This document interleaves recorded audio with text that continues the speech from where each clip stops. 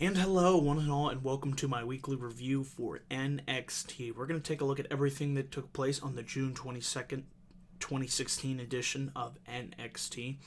Overall, I thought this was a solid edition of NXT. Not the greatest edition, not the worst. It was simply just a solid, enjoyable episode. There was some good stuff that we have to talk about. A major heel turn, a huge match announced, and we had some competitors return to in-ring action as well. So I overall thought this was an enjoyable show, like I said. But without further ado, let's get into this week's edition of NXT. So we kick things off this week with in-ring action. We have Ty Dillinger versus Oney Lorcan. This was a solid opening match, good way to get things going. I was really pulling for Ty Dillinger to get the win here. It seems like it's been forever since the Perfect 10 has been able to land a victory. However, that wasn't to be the case. There was one spot in the match where Dillinger was able to hit a sick-looking super kick. It sounded really nice. It looked really nice, but that was only for a 2 count. And then Dillinger would go up to the top rope, try and get a 10-punch spot in, but Lorcan was able to explode out of the corner and hit the flipping neck breaker for the win.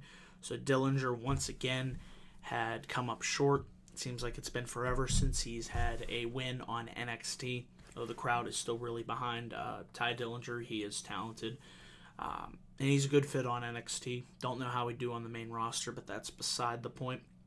I think eventually you could build to a rematch versus Cien Almas versus Ty Dillinger, potentially at NXT TakeOver Back to Brooklyn. That's my scenario, and you could eventually have Dillinger be the one to avenge his losses to Cien Almas and pick up the major victory for the Perfect 10. So we'll see where they go with him heading into NXT TakeOver Back to Brooklyn. But after this, we had Austin Aries being interviewed. He said that losing to Shinsuke Nakamura will not keep him from his goals of winning the NXT title. Then we had No Way Jose come in. He tells Austin Aries that when life tells you no, tell life no way. So then this would lead us into our next match, which was fairly quick. It was No Way Jose versus Josh Woods. Jose was able to pick up the win after hitting the Cobra Clutch Diver for the pinfall. After the match, this was the interesting part, we had Austin Aries make his way to the ring, and he said to Jose, "You were not defined by your wins, you were defined by your losses." And Aries said when Jose said that he might be able to learn something from him, he didn't know what he could possibly learn from No Way Jose. And he said watching Jose out here this week, he realizes that being in NXT should be about having fun. And then No Way Jose and Austin Aries would begin to dance. They'd dance all around the ring. They'd dance on the stage. Then they would go up to the announcer's table.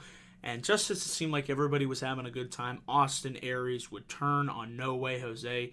He would beat the holy crap out of him.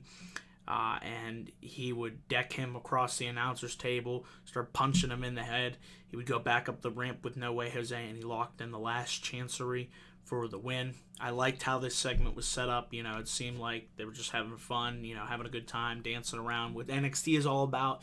But no, Austin Aries lured No Way Jose in and then beat the holy hell out of him. So I'm glad Austin Aries turned heel. I feel like it's needed, whether it's here on NXT or if it gets called up in the WWE draft.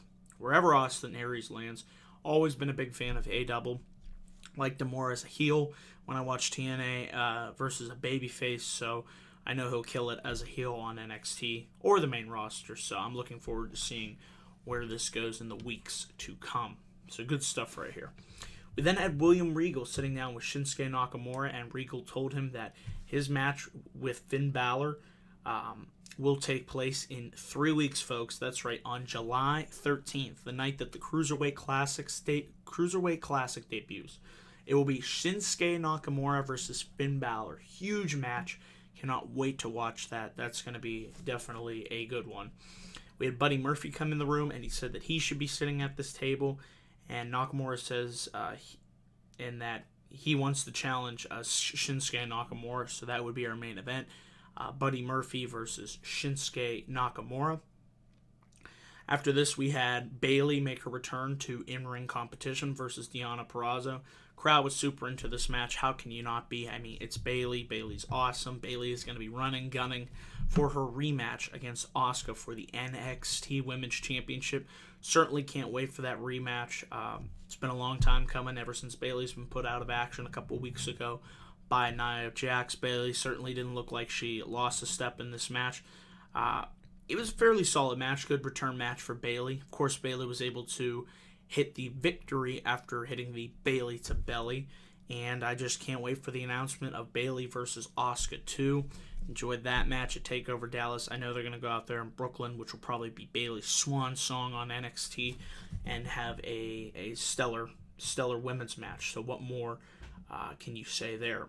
We also had an interesting backstage promo segment between Carmella and Alexa Bliss, They were going back and forth saying about how Carmella lobbied for her claim at going after the NXT Women's Championship, yet Alexa Bliss said that she wasn't the one in the triple threat match that was pinned. Nia Jax pinned Carmella, so therefore Alexa Bliss should be be going after be the number one contender for that Women's Championship. I just like how the women are all vying for the top prize in the NXT Women's Division. It makes that title seem that much more important, that much more elusive. That's what it should be all about.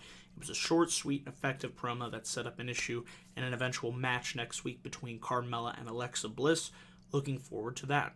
Also next week we will be having the American Alpha return after they were attacked by the Authors of Pain, I want to say, and with Paul Ellering. I hope I got that name right. So we have that to look forward to next week. So it was the Authors of Pain, just double checking. And then we also had some really nice Samoa Joe promo package, just demonstrating what a ruthless, vicious monster Joe is and how it's going to be very tough for somebody to stop Samoa Joe. But I love when NXT does these video packages. Props to whoever does them, the team that works on them. They are very good. Just really gets you to invest in the matches and the characters, the wrestlers themselves. It's just good stuff all around. So kudos to NXT for that. Good Samoa Joe video package tonight. Also enjoyed the video package recapping Asuka versus Nia Jax, which was a solid women's match at NXT TakeOver at the end. We finally had our main event of the evening. It was Shinsuke Nakamura versus Buddy Murphy. Nakamura over as can be, so what could you expect? Nothing more, nothing less. Him and Murphy went out there and had a pretty solid, enjoyable main event match. Nakamura, of course, was able to hit some nice knees to the head. And then eventually he laid Murphy on the top turnbuckle for the roaring corner knee strike. And then Nakamura hit a nice reverse exploder suplex, and then he followed it up with a Kinshasa for the win. So Nakamura still remaining undefeated on NXT, and of course we are now building. We are only 3 weeks away from that huge match announced. Finn Balor versus Shinsuke Nakamura will be taking place on NXT, the July 13th edition, the same night as the Cruiserweight Classic. Really looking forward to that night. It's going to be exciting stuff. So we got a lot of good stuff to look forward to. I think eventually we will be building toward a Samoa Joe versus Shinsuke Nakamura showdown at TakeOver back to Brooklyn, seeing as how Balor is on his way out and up to the main roster. So that would be the logical conclusion that I would assume. But overall, this week's edition of NXT, it was solid. It wasn't the best. It wasn't the worst. That's why I'm giving it a C+. A C+ for this week's edition of NXT. Guys, that's my review for NXT. Please let me know down in the comments section below what you thought of this week's edition of NXT. And thank you all for watching this video, and thank you all for the views, for the subs. I appreciate it. Without you, it wouldn't be possible, so I just want to say that once again. Thank you to the viewers.